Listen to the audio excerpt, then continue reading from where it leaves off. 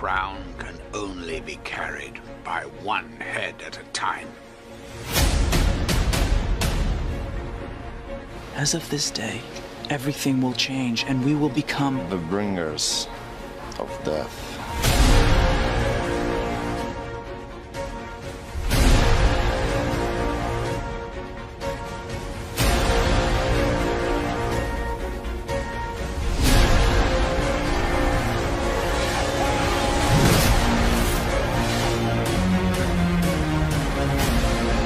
What he's faced until now is nothing.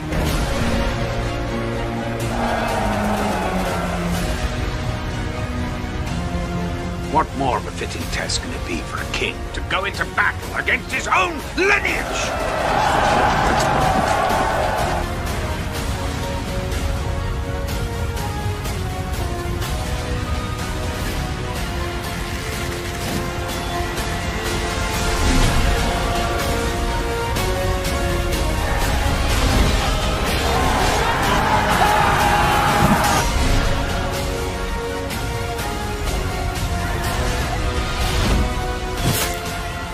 Prepare my horse, we're leaving for war.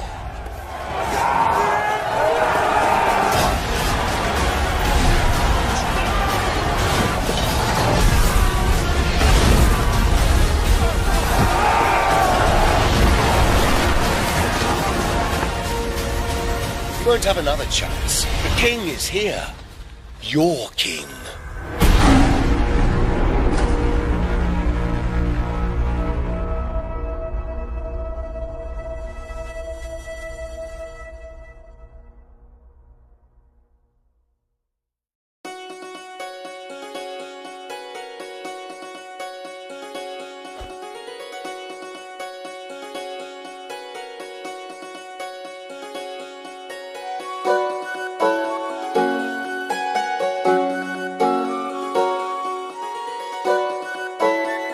Homosexuality known to armies. Homosexuality was even seen all the way up in monarchies, as with crusading King Richard the Lionheart, or Richard I. He was known to have developed a passionate attachment as a young man to Philip, the young King of France. Chronicler Roger of Hovden recorded it this way: Richard, Duke of Aquitaine, son of King of England, remained with Philip the King of France, who so honored him for so long that they ate every day at the same table and from the same dish, and at night their beds did not separate. When it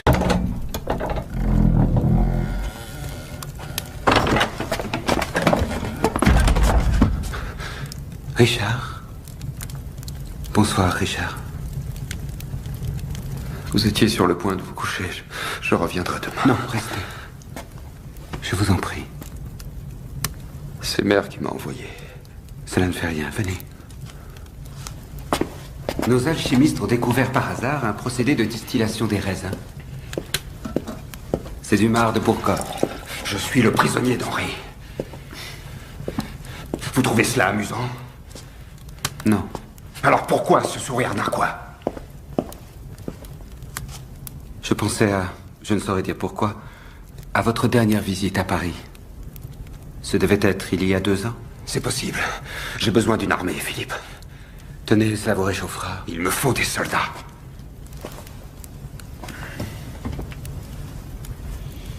Ai-je l'air plus âgé? Trouvez-vous que j'ai beaucoup changé?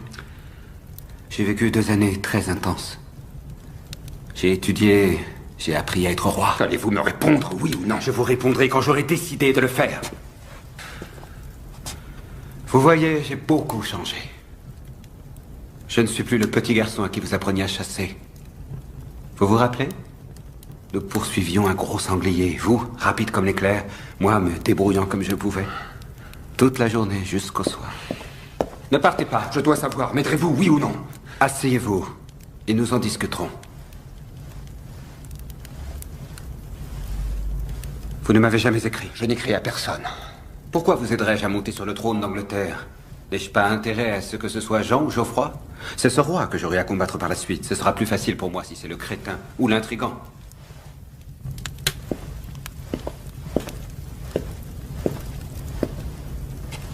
Nous aurons donc à nous battre. C'est ce que nous faisons aujourd'hui. Bonne nuit. Vous êtes encore un petit enfant. D'une certaine manière, oui. Qu'aviez-vous en tête, Richard? Qu'attendez-vous de ma part en échange de votre aide? Faites une offre. Vous pourrez récupérer le Vexin. Quoi d'autre? La Bretagne sera à vous. Elle est à Geoffroy. Est-ce important? Pour lui, sans doute. Et quoi d'autre? C'est tout ce que vaut votre soutien. Qu'attendez-vous précisément de moi? Il me faut 2000 soldats. Quoi d'autre? 500 chevaliers en armes. Et quoi d'autre? Ce qu'il faut pour assiéger une ville. Et quoi d'autre? Je n'ai jamais écrit parce que j'ai pensé que vous ne répondriez pas.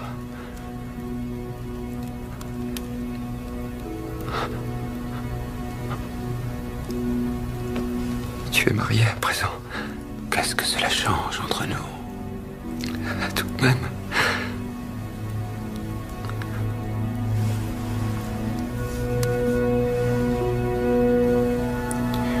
Je viens de passer 2 années terribles. J'ai parcouru l'enfer. Moi aussi.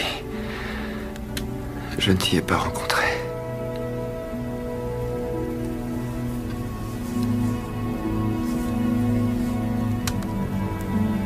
Tu ne m'as jamais dit que tu m'aimais.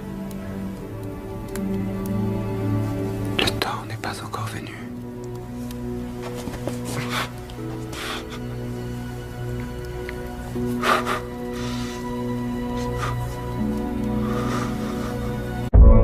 It's colored black and blue.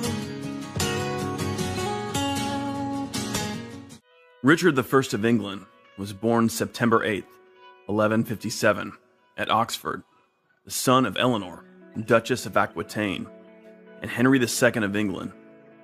He was close to his mother, who fostered his love of the troubadour musical culture cultivated by her own grandfather. Richard himself was a skilled composer of ballads, and some of his songs survive to the present day. He also developed a love of liturgical music, and took time to listen to the clerks singing in his royal palace. Richard was a teenager when his father put the military of Aquitaine under his command, with orders to subdue the rebellious barons. In this early episode, it became clear that Richard had a gift for generalship. John Gillingham believes that Richard may even have exceeded his father's expectations. From 1175 to 1179, Richard's power as Duke of Aquitaine grew enormously, as he brutally suppressed the rebellious Poitevin barons. Tensions between Henry II and his sons broke into open warfare on several occasions. Richard joined his elder brother, Henry the Young King, and younger brother, Geoffrey, in rebelling against their father in 1173. In the late 1180s, Richard allied with Philip II of France against Henry II. On his father's death in 1189, Richard gained the English throne and all of the continental Angevin territory. As soon as he was crowned, Richard committed himself to a crusade to aid the Kingdom of Jerusalem, most of which had been conquered in 1187 by Saladin, the great Saracen ruler of Egypt. Richard's crusading began with the strategically crucial capture of the island of Cyprus in 1191. Cyprus proved ideal for supplying the Crusader holdings in Syria. On his arrival at the siege of Acre that June, Richard found essentially the whole of the Kingdom of Jerusalem now under Saladin's authority. Within a month of Richard's arrival, Acre, that most important Palestinian port, was reconquered.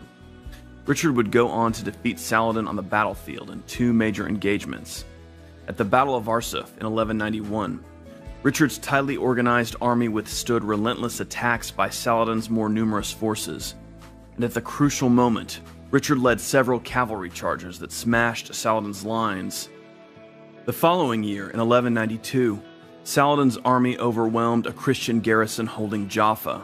Richard responded by storming Jaffa's beach with his knights, hurling back Saladin's forces. Within Jaffa itself, Richard fought side by side with his men, clearing the city of Saladin's troops. A counterattack by Saladin was then soundly defeated by Richard, and Jaffa was restored to Christian control. Richard never made an attack on Jerusalem, believing the city could not be retaken, given Saladin's hold on the hinterland. But Richard's victories over Saladin restored Christian control of the Palestinian coast. Only a few years prior, Saladin had been on the verge of annihilating the Crusader presence in Palestine. Now, Richard's triumphs forced Saladin to recognize the Christian conquests in the Treaty of Ramla.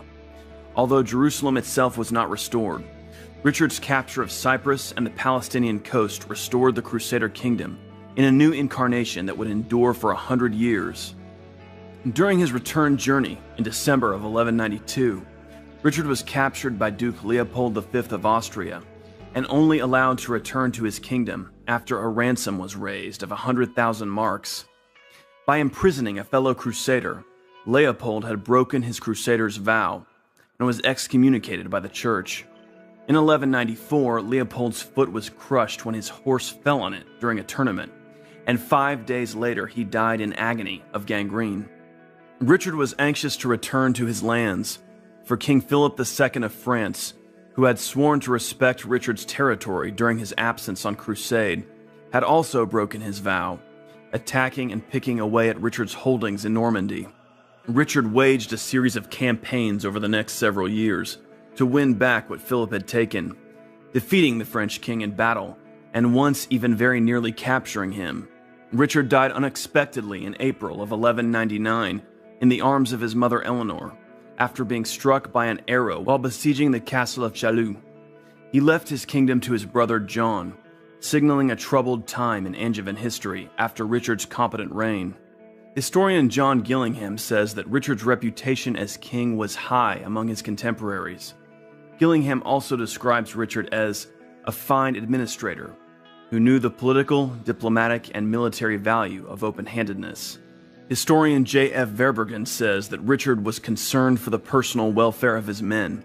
He took care to provide for them properly, allowed no unreasonably long marches, imposed strict discipline to protect the whole column of march, supervised the execution of orders personally, and at the same time was ready for any unseen eventuality. The Muslim chronicler Ibn al-Athir says that Richard's courage, shrewdness, energy, and patience made him the most outstanding man of his times. I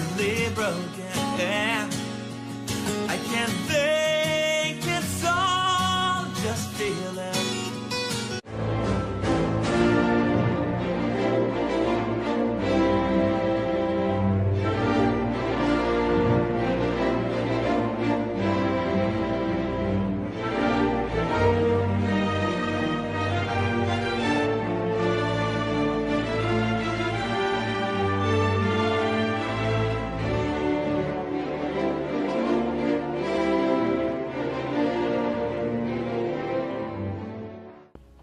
My heart was a lion, but now it is chained. Far do I travel, and with travel am stained.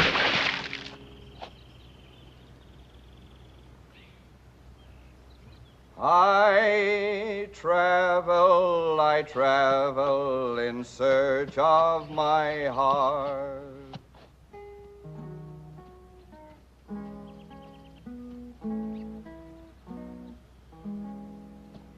I vowed me a vow, and I pledge this to be. Far will I travel until thou art free. I travel in search of my heart. My heart was a lion, but now it is chained. Far do I travel, and with travel am stained.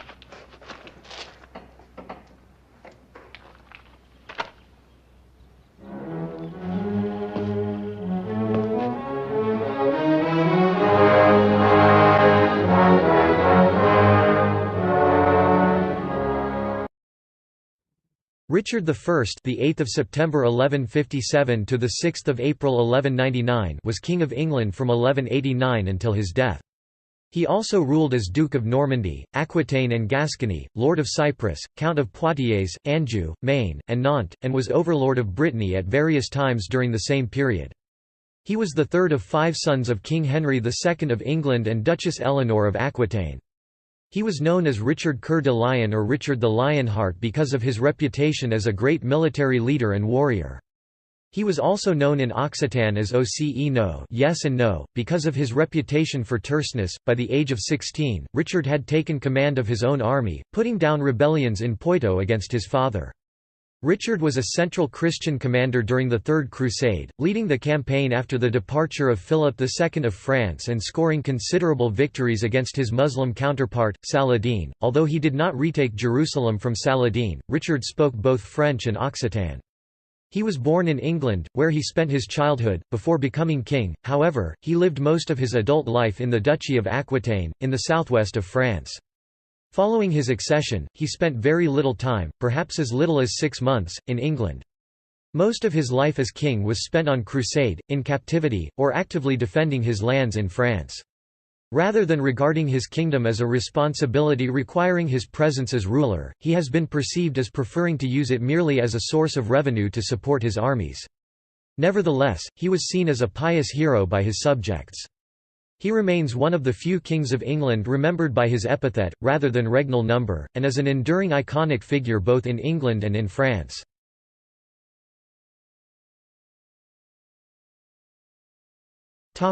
Early life and accession in Aquitaine.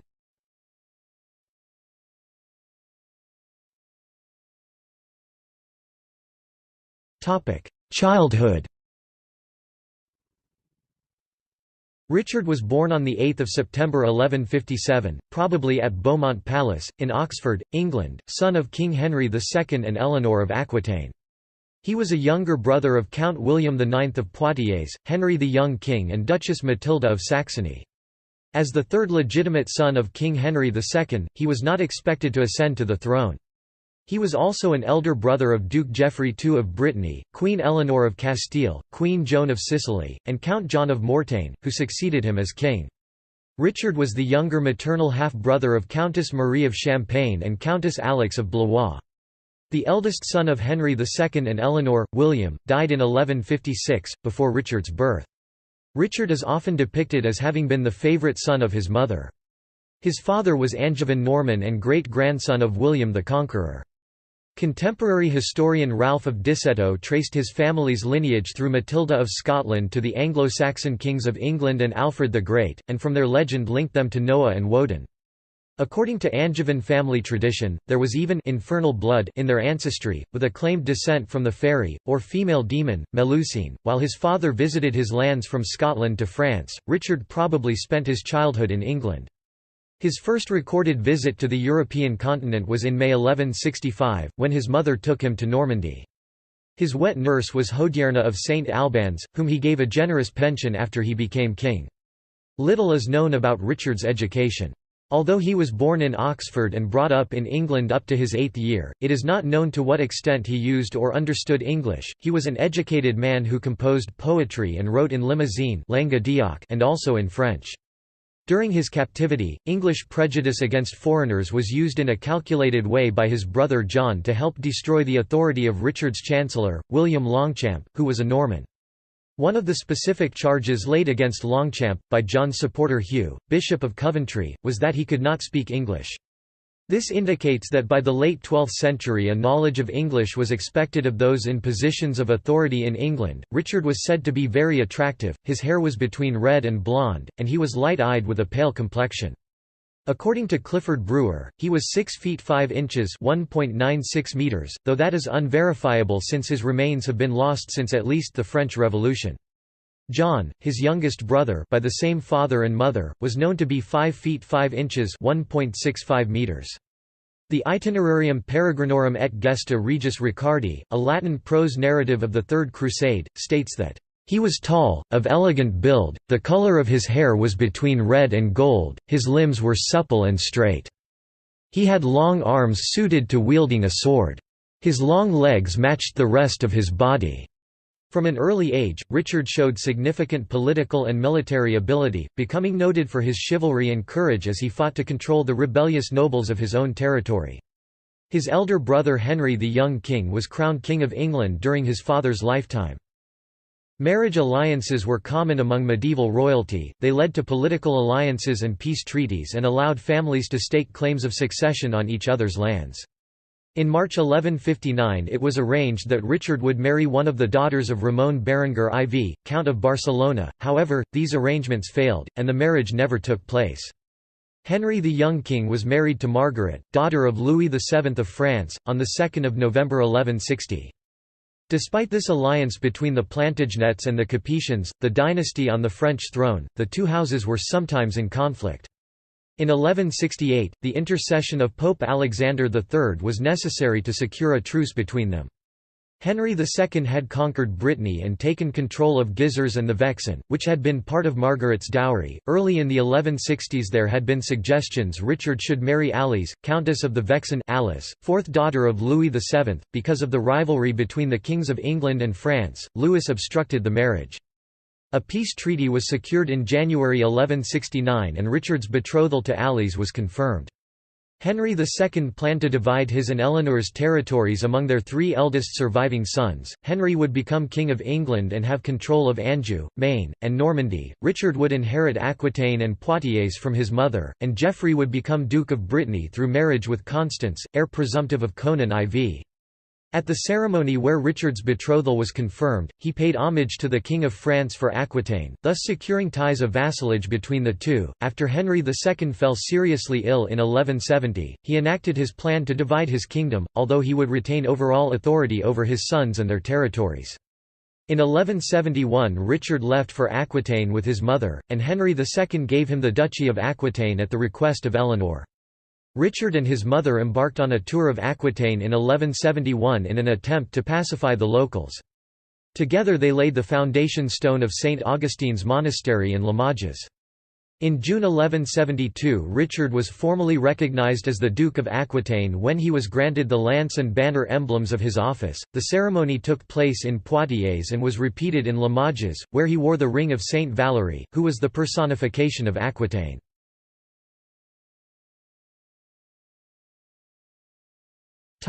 Revolt against Henry II. According to Ralph of Coggeshall, Henry the young king instigated rebellion against Henry II. He wanted to reign independently over at least part of the territory his father had promised him, and to break away from his dependence on Henry II, who controlled the purse strings. There were rumors that Eleanor might have encouraged her sons to revolt against their father. Henry the young king abandoned his father and left for the French court, seeking the protection of Louis VII. His younger brothers, Richard and Geoffrey, soon followed him, while the 5-year-old John remained in England. Louis gave his support to the three sons and even knighted Richard, tying them together through vassalage. Jordan Fantasme, a contemporary poet, described the rebellion as a war without love. The three brothers made an oath at the French court that they would not make terms with Henry II without the consent of Louis VII and the French barons. With the support of Louis, Henry the young king attracted many barons to his cause through promises of land and money. One such baron was Philip I, Count of Flanders, who was promised £1,000 and several castles. The brothers also had supporters ready to rise up in England. Robert de Beaumont, 3rd Earl of Leicester, joined forces with Hugh Bigod, 1st Earl of Norfolk, Hugh de Cavaliac, 5th Earl of Chester, and William I of Scotland for a rebellion in Suffolk. The alliance with Louis was initially successful, and by July 1173 the rebels were besieging Aumale, Neuf Marché, and Verneuil, and Hugh de Cavaliac had captured Dol in Brittany. Richard went to Poitou and raised the barons who were loyal to himself and his mother in rebellion against his father. Eleanor was captured, so Richard was left to lead his campaign against Henry II's supporters in Aquitaine on his own. He marched to take La Rochelle but was rejected by the inhabitants. He withdrew to the city of Saintes, which he established as a base of operations. In the meantime, Henry II had raised a very expensive army of more than 20,000 mercenaries with which to face the rebellion. He marched on Verneuil, and Louis retreated from his forces. The army proceeded to recapture Dol and subdued Brittany. At this point Henry II made an offer of peace to his sons. On the advice of Louis the offer was refused. Henry II's forces took Saintes by surprise and captured much of its garrison, although Richard was able to escape with a small group of soldiers. He took refuge in Château de Taillebourg for the rest of the war. Henry the young king and the Count of Flanders planned to land in England to assist the rebellion led by the Earl of Leicester. Anticipating this, Henry II returned to England with 500 soldiers and his prisoners, including Eleanor and his sons' wives and fiancées, but on his arrival found out that the rebellion had already collapsed. William I of Scotland and Hugh Bigod were captured on 13 and 25 July respectively. Henry II returned to France and raised the siege of Rouen, where Louis VII had been joined by Henry the young king after abandoning his plan to invade England. Louis was defeated and a peace treaty was signed in September 1174, the Treaty of Montlouis, when Henry II and Louis VII made a truce on 8 September 1174. Its terms specifically excluded Richard. Abandoned by Louis and wary of facing his father's army in battle, Richard went to Henry II's court at Poitiers on 23 September and begged for forgiveness, weeping and falling at the feet of Henry, who gave Richard the kiss of peace. Several days later, Richard's brothers joined him in seeking reconciliation with their father. The terms the three brothers accepted were less generous than those they had been offered earlier in the conflict, when Richard was offered 4 castles in Aquitaine and half of the income from the duchy. Richard was given control of 2 castles in Poitou and half the income of Aquitaine. Henry the young king was given 2 castles in Normandy, and Geoffrey was permitted half of Brittany. Eleanor remained Henry II's prisoner until his death, partly as insurance for Richard's good behaviour.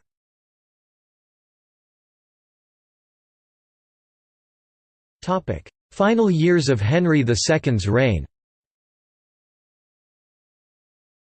After the conclusion of the war, the process of pacifying the provinces that had rebelled against Henry II began.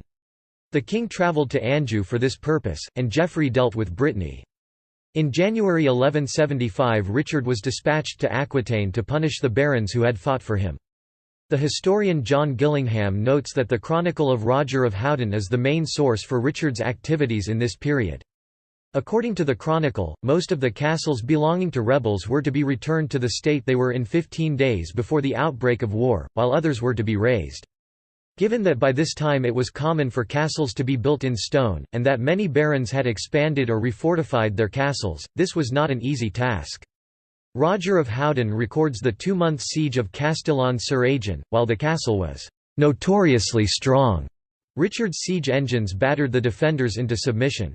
On this campaign, Richard acquired the name, the Lion, or the Lionheart, due to his noble, brave and fierce leadership. He is referred to as this our Lion, Hic Leo Noster, as early as 1187 in the Topographia Hibernica of Giraldus Cambrensis, while the B-name Lionheart, Le Coeur de Lion, is first recorded in Ambroise's L'Histoire de la Guerre Sainte in the context of the Acon campaign of 1191. Henry seemed unwilling to entrust any of his sons with resources that could be used against him. It was suspected that Henry had appropriated Alice, Richard's betrothed, the daughter of Louis VII of France by his second wife, as his mistress. This made a marriage between Richard and Alice technically impossible in the eyes of the Church, but Henry prevaricated. He regarded Alice's dowry, Vexin in the Ile-de-France, as valuable. Richard was discouraged from renouncing Alice because she was the sister of King Philip II of France, a close ally. After his failure to overthrow his father, Richard concentrated on putting down internal revolts by the nobles of Aquitaine, especially in the territory of Gascony. The increasing cruelty of his rule led to a major revolt there in 1179. Hoping to dethrone Richard, the rebels sought the help of his brothers Henry and Geoffrey.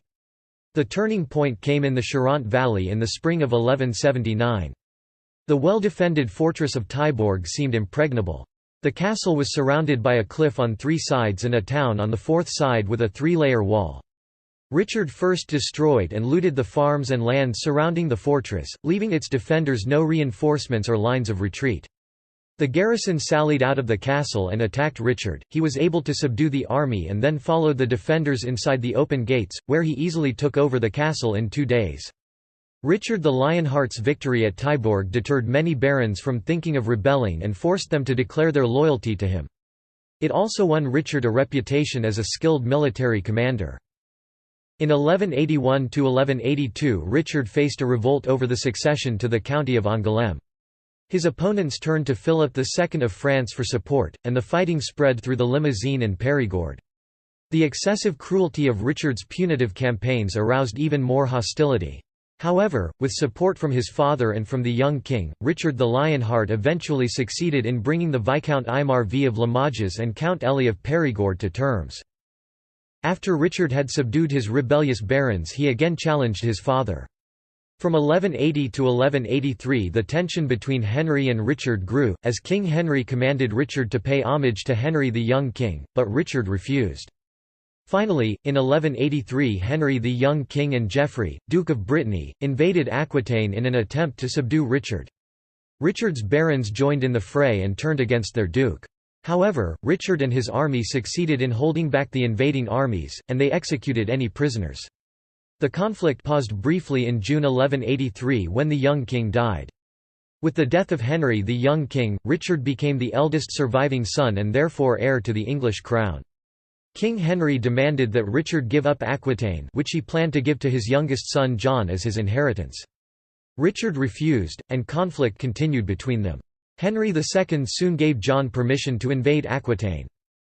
To strengthen his position, in 1187, Richard allied himself with 22-year-old Philip II, the son of Eleanor's ex-husband Louis VII by Adele of Champagne.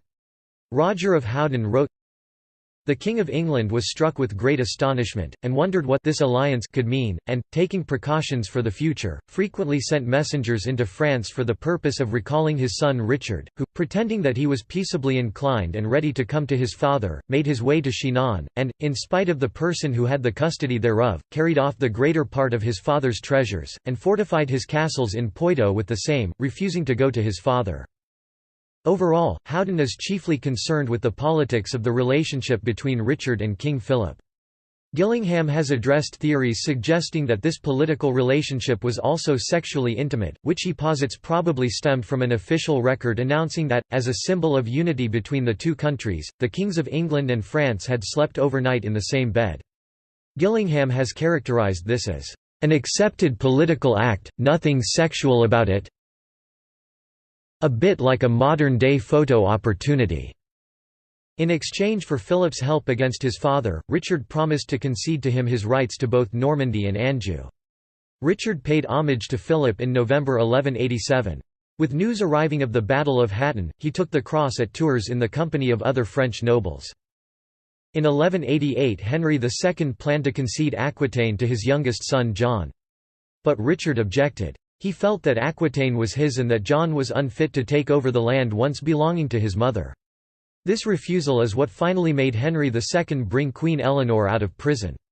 He sent her to Aquitaine and demanded that Richard give up his lands to his mother, who would once again rule over those lands. The following year, Richard attempted to take the throne of England for himself by joining Philip's expedition against his father. On 4 July 1189, the forces of Richard and Philip defeated Henry's army at Balens. Henry, with John's consent, agreed to name Richard his heir apparent. 2 days later Henry II died in Chinon, and Richard the Lionheart succeeded him as King of England, Duke of Normandy, and Count of Anjou. Roger of Hovden claimed that Henry's corpse bled from the nose in Richard's presence, which was assumed to be a sign that Richard had caused his death.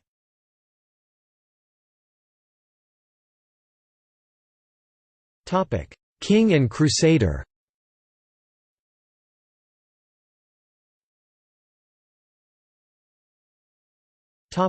Coronation and anti-Jewish violence. Richard I was officially invested as Duke of Normandy on 20 July 1189 and crowned king in Westminster Abbey on 3 September 1189. Richard barred all Jews and women from the investiture, but some Jewish leaders arrived to present gifts for the new king.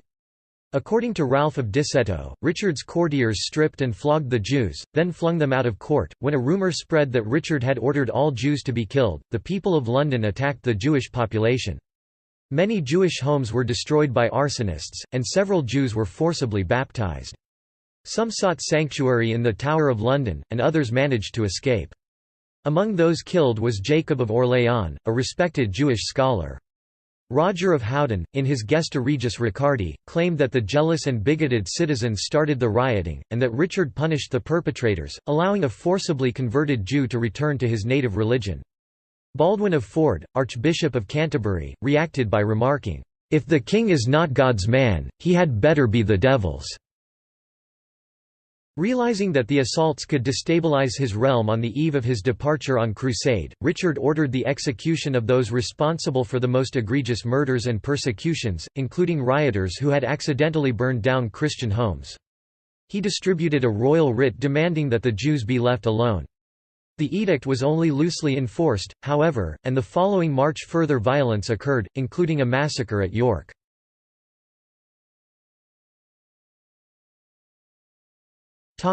Crusade plans. Richard had already taken the cross as Count of Poitou in 1187. His father and Philip II had done so at Gisors on 21 January 1188 after receiving news of the fall of Jerusalem to Saladin. After Richard became king, he and Philip agreed to go on the Third Crusade. Since each feared that during his absence the other might usurp his territories, Richard swore an oath to renounce his past wickedness in order to show himself worthy to take the cross. He started to raise and equip a new Crusader army. He spent most of his father's treasury, filled with money raised by the Saladin tithe, raised taxes, and even agreed to free King William I of Scotland from his oath of subservience to Richard in exchange for 10,000 marks. To raise still more revenue, he sold the right to hold official positions, lands, and other privileges to those interested in them. Those already appointed were forced to pay huge sums to retain their posts. William Longchamp, Bishop of Ely and the King's Chancellor, made a show of bidding £3,000 to remain as Chancellor. He was apparently outbid by a certain Reginald the Italian, but that bid was refused. Richard made some final arrangements on the continent. He reconfirmed his father's appointment of William Fitz-Ralph to the important post of Seneschal of Normandy. In Anjou, Stephen of Tours was replaced as Seneschal and temporarily imprisoned for fiscal mismanagement. Payne de Rochefort, an Angevin knight, was elevated to the post of Seneschal of Anjou. In Poitou the ex-provost of Benin, Peter Burton, was made seneschal, and finally, in Gascony the household official Elie de la Cella was picked for the seneschalship there. After repositioning the part of his army he left behind to guard his French possessions, Richard finally set out on the crusade in summer 1190. His delay was criticized by troubadours such as Bertrand de Born. He appointed as regents Hugh de Puiset, Bishop of Durham, and William de Mandeville, 3rd Earl of Essex, who soon died and was replaced by Richard's Chancellor William Longchamp. Richard's brother John was not satisfied by this decision and started scheming against William. When Richard was raising funds for his crusade, he was said to declare, "I would have sold London if I could find a buyer."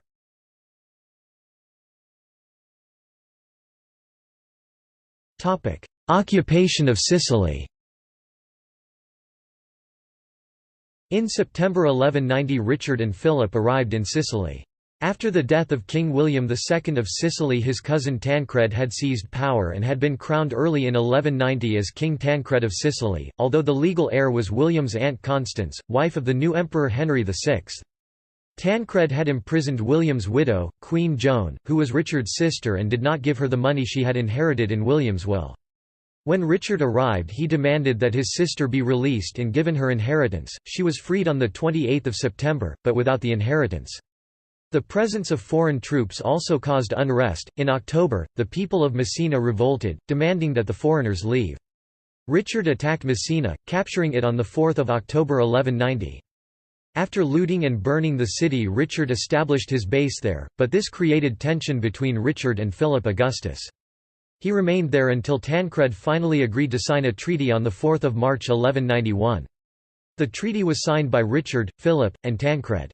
Its main terms were: Joan was to receive 20,000 ounces (570 kilograms) of gold as compensation for her inheritance, which Tancred kept. Richard officially proclaimed his nephew, Arthur of Brittany, son of Geoffrey, as his heir, and Tancred promised to marry one of his daughters to Arthur when he came of age, giving a further 20,000 ounces (570 kilograms) of gold that would be returned by Richard if Arthur did not marry Tancred's daughter. The two kings stayed on in Sicily for a while, but this resulted in increasing tensions between them and their men, with Philip Augustus plotting with Tancred against Richard. The two kings finally met to clear the air and reached an agreement, including the end of Richard's betrothal to Philip's sister Alice, who had supposedly been the mistress of Richard's father Henry II.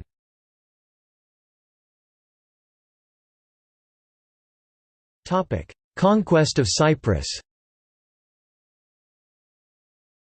In April 1191 Richard left Messina for Acre, but a storm dispersed his large fleet. After some searching, it was discovered that the ship carrying his sister Joan and his new fiancée Berengaria was anchored on the south coast of Cyprus, along with the wrecks of several other vessels, including the treasure ship. Survivors of the wrecks had been taken prisoner by the island's ruler, Isaac Komnenos. On 1 May 1191 Richard's fleet arrived in the port of Limassol on Cyprus. He ordered Isaac to release the prisoners and treasure. Isaac refused, so Richard landed his troops and took Limassol.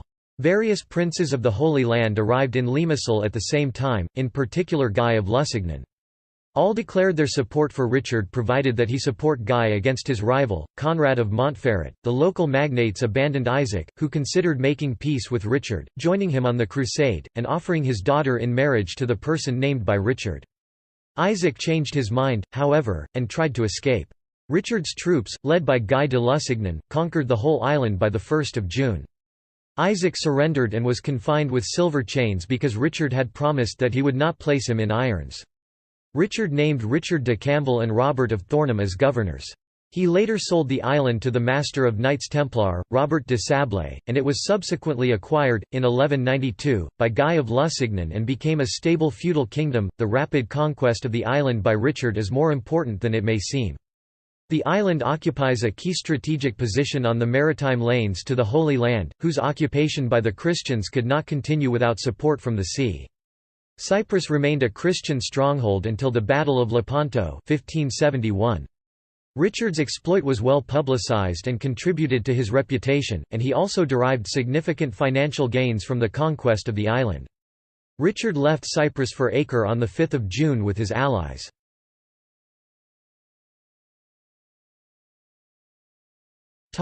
Marriage. Before leaving Cyprus on crusade, Richard married Berengaria of Navarre, the first-born daughter of King Sancho VI of Navarre. Richard first grew close to her at a tournament held in her native Navarre. The wedding was held in Limassol on 12 May 1191 at the Chapel of St. George and was attended by Richard's sister Joan, whom he had brought from Sicily. The marriage was celebrated with great pomp and splendor, many feasts and entertainments, and public parades and celebrations followed commemorating the event. When Richard married Berengaria he was still officially betrothed to Alice, and he pushed for the match in order to obtain the Kingdom of Navarre as a fief, as Aquitaine had been for his father. Further, Eleanor championed the match, as Navarre bordered Aquitaine, thereby securing the southern border of her ancestral lands. Richard took his new wife on crusade with him briefly, though they returned separately. Berengaria had almost as much difficulty in making the journey home as her husband did, and she did not see England until after his death. After his release from German captivity, Richard showed some regret for his earlier conduct, but he was not reunited with his wife. The marriage remained childless.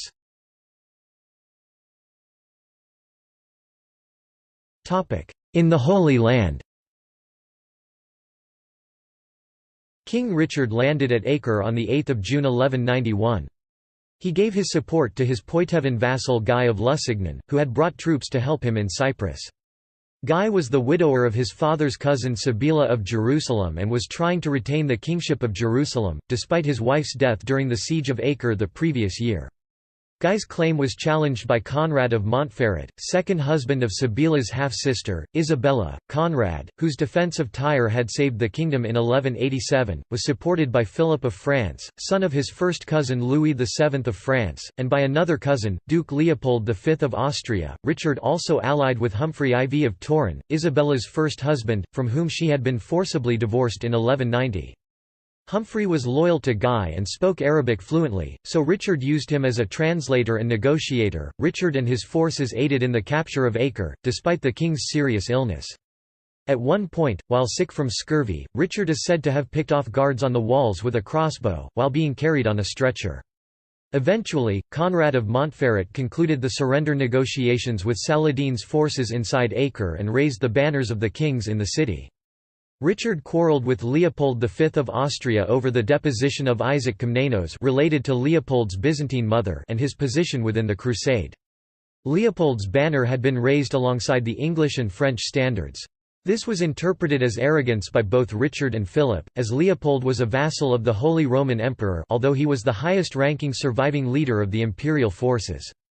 Richard's men tore the flag down and threw it in the moat of Acre. Leopold left the crusade immediately.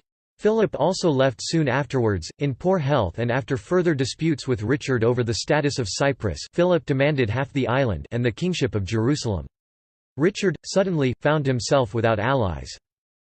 Richard had kept 2,700 Muslim prisoners as hostages against Saladin, fulfilling all the terms of the surrender of the lands around Acre. Philip, before leaving, had entrusted his prisoners to Conrad, but Richard forced him to hand them over to him. Richard feared his forces being bottled up in Acre as he believed his campaign could not advance with the prisoners in train. He, therefore, ordered all the prisoners executed. He then moved south, defeating Saladin's forces at the Battle of Arsuf 30 miles 50 kilometers north of Jaffa on 7 September 1191. Saladin attempted to harass Richard's army into breaking its formation in order to defeat it in detail. Richard maintained his army's defensive formation, however, until the Hospitallers broke ranks to charge the right wing of Saladin's forces. Richard then ordered a general counterattack, which won the battle. Arsuf was an important victory. The Muslim army was not destroyed, despite the considerable casualties it suffered, but it did rout. This was considered shameful by the Muslims and boosted the morale of the Crusaders. In November 1191, following the fall of Jaffa, the Crusader army advanced inland towards Jerusalem. The army then marched to Beit Nuba, only 12 miles from Jerusalem. Muslim morale in Jerusalem was so low that the arrival of the Crusaders would probably have caused the city to fall quickly. However, the weather was appallingly bad, cold with heavy rain and hailstorms. This, combined with the fear that the Crusader army, if it besieged Jerusalem, might be trapped by a relieving force, led to the decision to retreat back to the coast. Richard attempted to negotiate with Saladin, but this was unsuccessful. In the first half of 1192, he and his troops refortified Ascalon. An election forced Richard to accept Conrad of Montferrat as king of Jerusalem, and he sold Cyprus to his defeated protégé, Guy. Only days later, on 28 April 1192, Conrad was stabbed to death by Hashashin assassins before he could be crowned. 8 days later, Richard's own nephew Henry II of Champagne was married to the widowed Isabella, although she was carrying Conrad's child. The murder has never been conclusively solved, and Richard's contemporaries widely suspected his involvement. The Crusader army made another advance on Jerusalem, and in June 1192 it came within sight of the city before being forced to retreat once again, this time because of dissension amongst its leaders. In particular, Richard and the majority of the army council wanted to force Saladin to relinquish Jerusalem by attacking the basis of his power through an invasion of Egypt. The leader of the French contingent, the Duke of Burgundy, however, was adamant that a direct attack on Jerusalem should be made. This split the Crusader army into two factions, and neither was strong enough to achieve its objective. Richard stated that he would accompany any attack on Jerusalem but only as a simple soldier. He refused to lead the army. Without a united command, the army had little choice but to retreat back to the coast. There commenced a period of minor skirmishes with Saladin's forces, punctuated by another defeat in the field for the Ayyubid army at the Battle of Jaffa. Baha al-Din, a contemporary Muslim soldier and biographer of Saladin, recorded a tribute to Richard's martial prowess at this battle. "I have been assured that on that day the King of England, lance in hand, rode along the whole length of our army from right to left, and not one of our soldiers left the ranks to attack him. The Sultan was wroth thereat and left the battlefield in anger." Both sides realized that their respective positions were growing untenable. Richard knew that both Philip and his own brother John were starting to plot against him, and the morale of Saladin's army had been badly eroded by repeated defeats. However, Saladin insisted on the razing of Ascalon's fortifications, which Richard's men had rebuilt, and a few other points. Richard made one last attempt to strengthen his bargaining position by attempting to invade Egypt—Saladin's chief supply base—but failed. In the end, time ran out for Richard. He realized that his return could be postponed no longer since both Philip and John were taking advantage of his absence. He and Saladin finally came to a settlement on 2 September 1192. The terms provided for the destruction of Ascalon's fortifications, allowed Christian pilgrims and merchants access to Jerusalem, and initiated a 3-year truce. Richard, being ill with scurvy, left for England on October 9, 1192.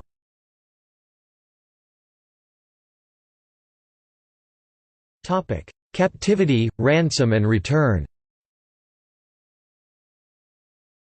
Bad weather forced Richard's ship to put in at Corfu, in the lands of the Byzantine Emperor Isaac II Angelos, who objected to Richard's annexation of Cyprus, formerly Byzantine territory. Disguised as a Knight Templar, Richard sailed from Corfu with 4 attendants, but his ship was wrecked near Aquileia, forcing Richard and his party into a dangerous land route through Central Europe. On his way to the territory of his brother-in-law Henry the Lion, Richard was captured shortly before Christmas 1192 near Vienna by Leopold V, Duke of Austria, who accused Richard of arranging the murder of his cousin Conrad of Montferrat. Moreover, Richard had personally offended Leopold by casting down his standard from the walls of Acre. Duke Leopold kept him prisoner at Dürnstein Castle under the care of Leopold's ministerialist Hadmar of Quenring. His mishap was soon known to England, but the regents were for some weeks uncertain of his whereabouts. While in prison, Richard wrote Ya Nus Hans Pri or Ya Nuls Homme Pres, No Man Who Is Imprisoned, which is addressed to his half-sister Marie de Champagne. He wrote the song, in French and Occitan versions, to express his feelings of abandonment by his people and his sister. The detention of a crusader was contrary to public law, and on these grounds Pope Celestine III excommunicated Duke Leopold. On 28 March 1193 Richard was brought to Speyer and handed over to Henry VI, Holy Roman Emperor, who imprisoned him in Trifels Castle. Henry VI was aggrieved by the support the Plantagenets had given to the family of Henry the Lion and by Richard's recognition of Tancred in Sicily. Henry VI needed money to raise an army and assert his rights over southern Italy and continued to hold Richard for ransom. In response, Pope Celestine III excommunicated Henry VI, as he had Duke Leopold, for the continued wrongful imprisonment of Richard. Richard famously refused to show deference to the emperor and declared to him, "I am born of a rank which recognizes no superior but God." Despite his complaints, the conditions of his captivity were not severe. The emperor demanded that 150,000 marks, 100,000 pounds of silver, be delivered to him before he would release the king, the same amount raised by the Saladin tithe only a few years earlier, and 2 to 3 times the annual income for the English crown under Richard. Richard's mother, Eleanor of Aquitaine, worked to raise the ransom. Both clergy and laymen were taxed for a quarter of the value of their property, the gold and silver treasures of the churches were confiscated, and money was raised from the scutage and the carucage taxes. At the same time, John, Richard's brother, and King Philip of France offered 80,000 marks for the emperor to hold Richard prisoner until Michaelmas 1194. The emperor turned down the offer. The money to rescue the king was transferred to Germany by the emperor's ambassadors, but, "at the king's peril." Had it been lost along the way, Richard would have been held responsible, and finally, on 4 February 1194 Richard was released. Philip sent a message to John, "Look to yourself, the devil is loose."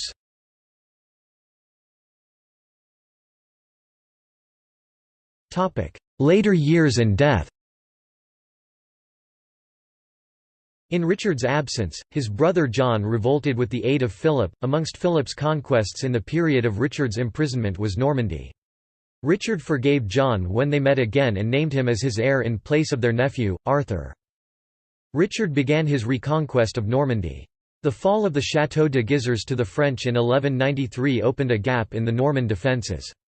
The search began for a fresh site for a new castle to defend the Duchy of Normandy and act as a base from which Richard could launch his campaign to take back the Vexin from French control. A naturally defensible position was identified perched high above the River Seine, an important transport route, in the manor of Andely. Under the terms of the Treaty of Louviers December 1195 between Richard and Philip II, neither king was allowed to fortify the site. Despite this, Richard intended to build the vast Château Gaillard. Richard tried to obtain the manor through negotiation. Walter de Coutances, Archbishop of Rouen, was reluctant to sell the manor as it was one of the diocese's most profitable, and other lands belonging to the diocese had recently been damaged by war. When Philip besieged Aumale in Normandy, Richard grew tired of waiting and seized the manor, although the act was opposed by the Church. The Archbishop issued an interdict against performing church services in the Duchy of Normandy. Roger of Hovden detailed, "unburied bodies of the dead lying in the streets and square of the cities of Normandy." The interdict was still in force when work began on the castle, but Pope Celestine III repealed it in April 1197 after Richard made gifts of land to the archbishop and the diocese of Rouen, including 2 manors and the prosperous port of Dieppe. Royal expenditure on castles declined from the levels spent under Henry II, attributed to a concentration of resources on Richard's war with the King of France. However, the work at Château Gaillard was some of the most expensive of its time and cost an estimated £15,000 to £20,000 between 1196 and 1198. This was more than double Richard's spending on castles in England, an estimated £7,000. Unprecedented in its speed of construction, the castle was mostly complete in 2 years when most construction on such a scale would have taken the best part of a decade. According to William of Newburgh, in May 1198 Richard and the labourers working on the castle were drenched in a «rain of blood». While some of his advisers thought the rain was an evil omen, Richard was undeterred.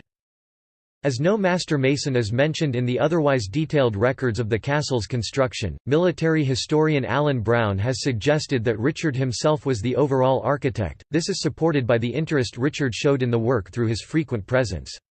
In his final years, the castle became Richard's favourite residence, and writs and charters were written at Château Gaillard bearing apud bellum castrum de Rupe.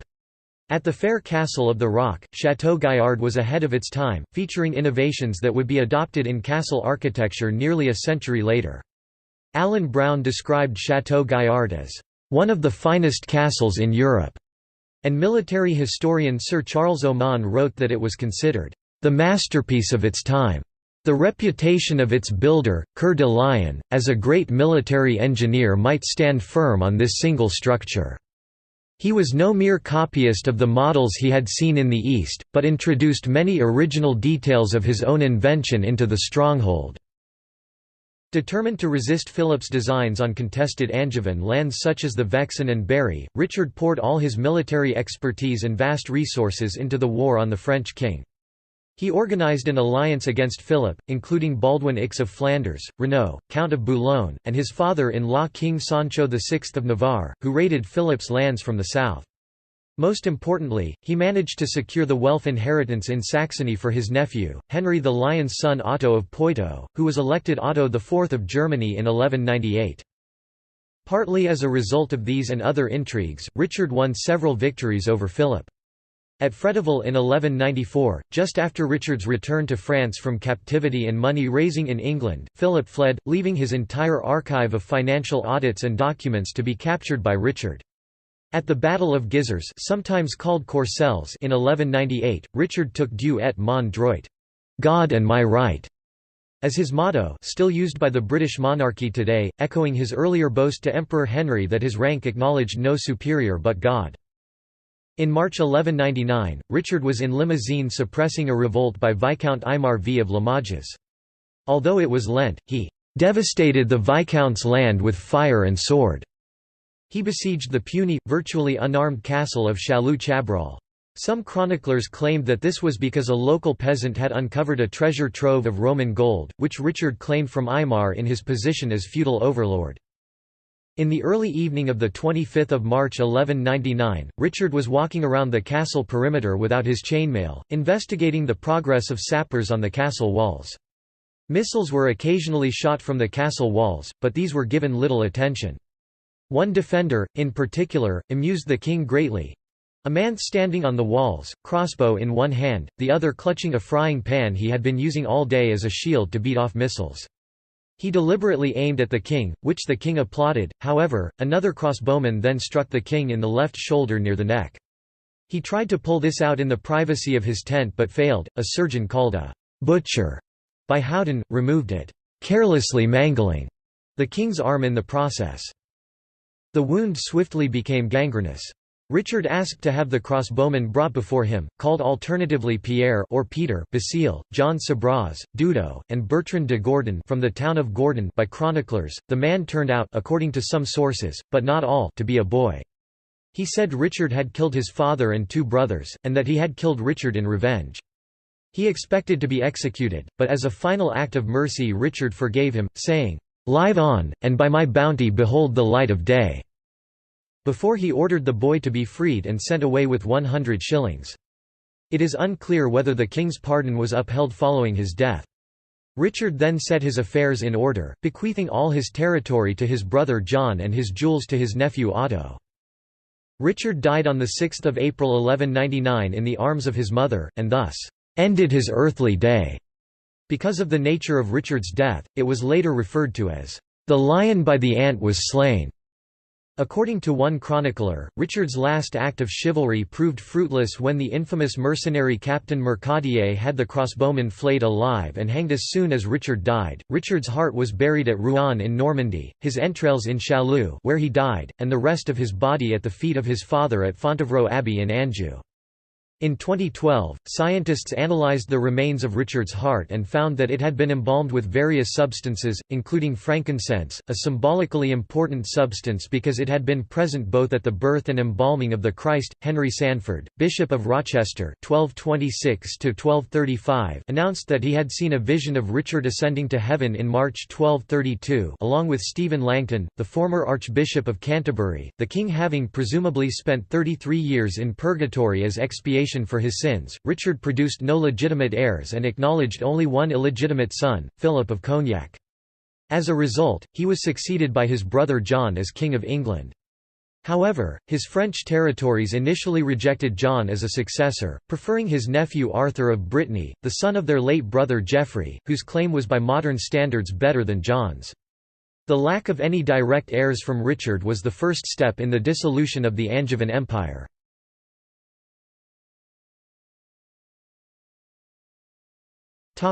Character and sexuality. Contemporaries considered Richard as both a king and a knight famed for personal martial prowess. This was, apparently, the first such instance of this combination. He was known as a valiant, competent military leader and individual fighter who was courageous and generous. At the same time, he was considered prone to the sins of lust, pride, greed, and above all excessive cruelty. Ralph of Coggeshall, summarizing Richard's career, deplores that the king was one of the immense cohort of sinners. He was criticized by clergy chroniclers for having taxed the clergy both for the crusade and for his ransom, whereas the church and the clergy were usually exempt from taxes. In the historiography of the second half of the 20th century, much interest was shown in Richard's sexuality, in particular whether there was cogent evidence of homosexuality. The topic had not been raised by Victorian or Edwardian historians, a fact which was itself denounced as a conspiracy of silence by John Harvey 1948. The argument primarily drew on accounts of Richard's behaviour, as well as of his confessions and penitences, and of his childless marriage. Richard did have at least one illegitimate child, Philip of Cognac, and there are reports on his sexual relations with local women during his campaigns. Historians remain divided on the question of Richard's sexuality. Harvey argued in favor of his homosexuality but has been disputed by other historians, most notably John Gillingham 1994, who argues that Richard was probably heterosexual. Flory 1999 again argued in favor of Richard's homosexuality, based on Richard's two public confessions and penitences in 1191 and 1195 which, according to Flory, must have referred to the sin of sodomy. Flory, however, concedes that contemporary accounts of Richard taking women by force exist, concluding that he probably had sexual relations with both men and women. Flory and Gillingham nevertheless agree that accounts of bed sharing do not support the suggestion that Richard had a sexual relationship with King Philip II, as had been suggested by other modern authors.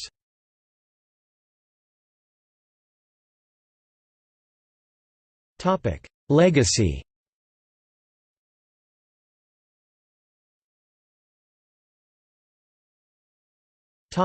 Heraldry. The second Great Seal of Richard I 1198 shows him bearing a shield depicting three lions passant gardant. This is the first instance of the appearance of this blazon, which later became established as the royal arms of England. It is likely, therefore, that Richard introduced this heraldic design. In his earlier Great Seal of 1189, he had used either one lion rampant or two lions rampants combatants, which arms he may have adopted from his father. Richard is also credited with having originated the English crest of a lion statant, now statant gardant. The coat of 3 lions continues to represent England on several coins of the pound sterling, forms the basis of several emblems of English national sports teams such as the England national football team, and the team's 3 Lions anthem, and endures as one of the most recognisable national symbols of England.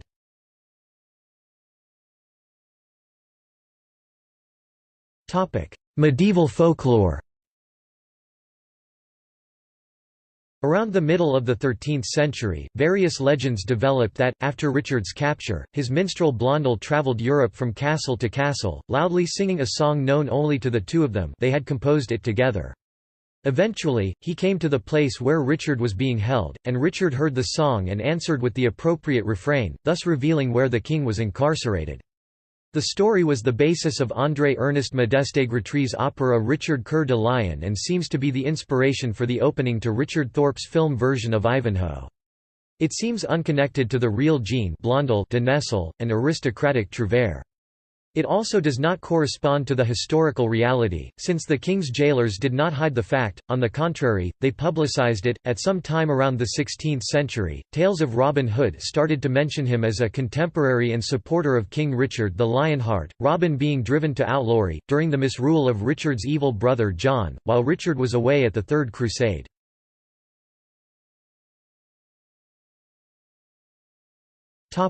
Modern reception. Richard's reputation over the years has fluctuated wildly, according to historian John Gillingham. While contemporary sources emphasize his stern and unforgiving nature and his excessive cruelty, his image is already transformed into romance, depicting him as generous-hearted preux chevalier. A few decades after his death, Richard left an indelible imprint on the imagination extending to the present, in large part because of his military exploits, and his popular image tended to be dominated by the positive qualities of chivalry and military competence. This is reflected in Stephen Runciman's final verdict of Richard I. "He was a bad son, a bad husband, and a bad king, but a gallant and splendid soldier." History of the Crusades, Volume 3. Meanwhile, Muslim writers during the Crusades period and after wrote of him, "Never have we had to face a bolder or more subtle opponent."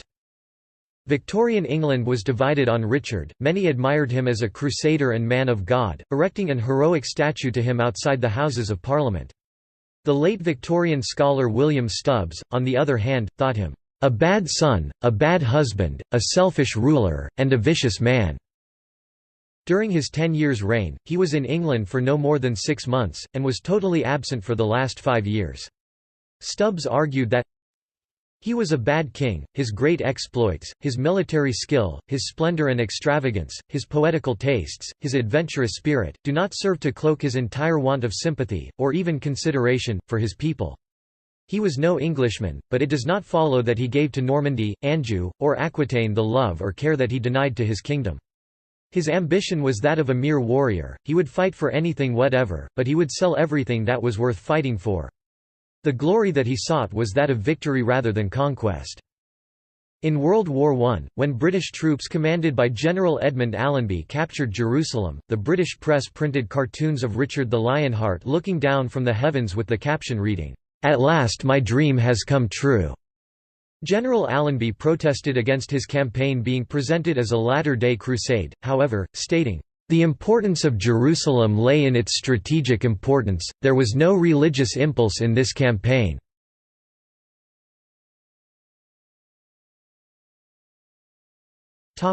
Depictions in modern fiction. Richard is one of the most prominent monarchs in British popular culture, appearing as a major or minor character in many works of fiction, both written and audiovisual. As noted above, Richard appears in connection with Robin Hood in Sir Walter Scott's novel Ivanhoe. He is one of the main characters in Scott's The Talisman, set during the Third Crusade. The opera Riccardo Primo by George Frideric Handel is based on Richard's invasion of Cyprus. Richard is a major character in James Goldman's The Lion in Winter, which references the alleged homosexual affair between Richard and Philip II of France. Richard was played by Sir Anthony Hopkins in Anthony Harvey's The Lion in Winter and Andrew Howard in the 2003 remake directed by Andrei Konchalovsky, which starred Patrick Stewart as his father Henry II. Richard appears in many other fictional accounts of the Third Crusade and its sequel, for example Graham Shelby's The King's a Vain Intent and The Devil is Loose. Richard is a major character in Nora Loft's novel The Lute Player, in Martha Rothhart's Lionheart, a novel of Richard I, King of England, in Cecilia Holland's The King's Witch, Gore Vidal's A Search for the King and in Sharon K. Penman's The Devil's Brood and Lionheart. He also appears in 3 of Angus Donald's Outlaw Chronicles series of novels based on the legend of Robin Hood. Richard was played by Henry Wilcoxon in Cecil B. DeMille's 1935 epic, The Crusades, by Ian Hunter in The Adventures of Robin Hood 1938, by Norman Wooland in Ivanhoe 1952, by George Sanders in King Richard and the Crusaders 1954, by Dermot Walsh in The Richard the Lionheart 1962–1963, by Julian Glover in Doctor Who, The Crusade 1965 and Ivanhoe 1982, by Richard Harris in Robin and Marian 1976, and by Sean Connery in The Climax of Robin Hood, Prince of Thieves 1991. Connery's appearance as Richard was parodied by Patrick Stewart in Robin Hood, Men in Tights 1993. Ridley Scott's 2005 film Kingdom of Heaven portrays Richard, played by Ian Glenn, in a minor role. At the end of the film, he was seen riding along with his army for Jerusalem, after Saladin took it. In Ridley Scott's Robin Hood 2010, actor Danny Huston portrayed Richard, depicting the king's death as during the siege of Chalus Castle. In the 2013 film Richard the Lionheart, actor Chandler Monis portrayed Richard as a young and petulant prince. In the sequel, Richard the Lionheart, Rebellion, Monis reprises his role as Richard, to lead a rebellion against his father.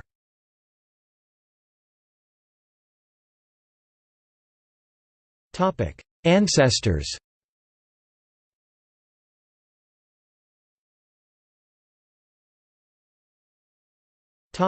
Notes.